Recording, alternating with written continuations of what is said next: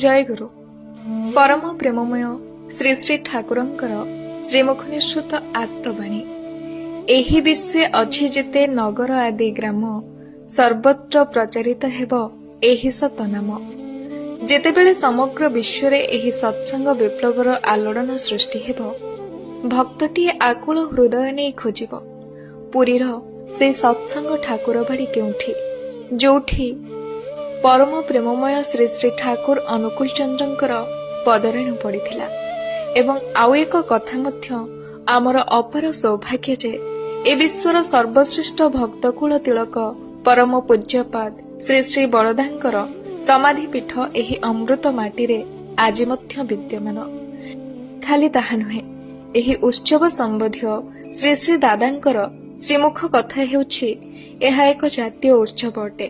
तेणु एहाकु आनंदर सह सफल करिबार दायित्व आम सभिंकर।